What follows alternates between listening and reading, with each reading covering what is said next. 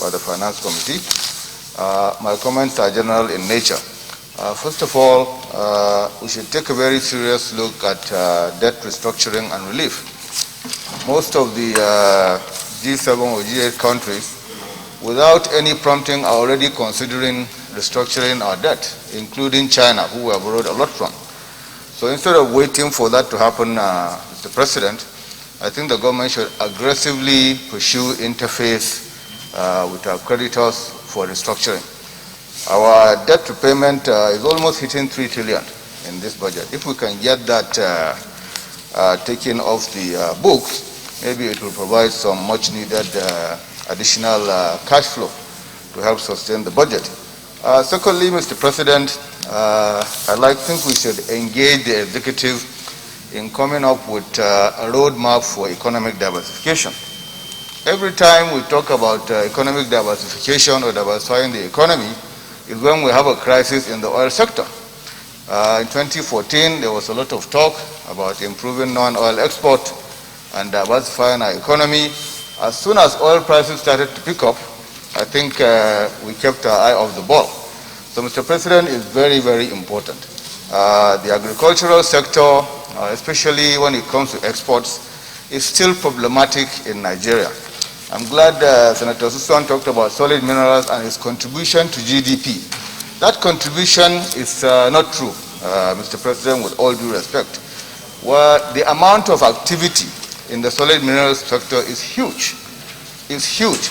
In fact, experts are estimating that gold alone, if we are to estimate what is illegally being exported out of Nigeria, it will have to be measured in tons, not in kilograms. And Mr. President, every time we talk about insecurity in Niger, in Zamfara, parts of Katsina, Sokoto, and so on and so forth, there is a direct link between what is happening in terms of insecurity and the illegal activity in the solid mineral sector.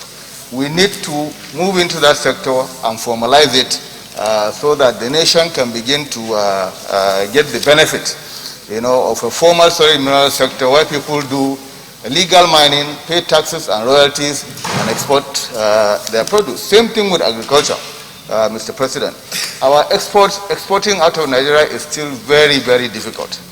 And when you create too many regulations in a sector, people tend to utilize informal and illegal sectors to achieve their aim. Outside oil, I think sesame seed is our next largest export, which is estimated at about $280 or $300 million. Mr. President, I can tell you that it's probably 10 times that. But because it's so difficult to do it formally, people now skip all the regulations and find a way to take it out to the detriment of revenue that should accrue to the country. And the third, Mr. President, is this our talk of digital economy. We just renamed the whole ministry, and we're supposed to be focusing on moving to a digital economy to reap the benefits. It's very important, Mr. President, that this is also not reduced to just mere talk. During this COVID crisis, every sector was impacted apart from some parts of IT. In fact, in the IT sector, there were particular sections that saw an improvement in revenue by over 1,000%.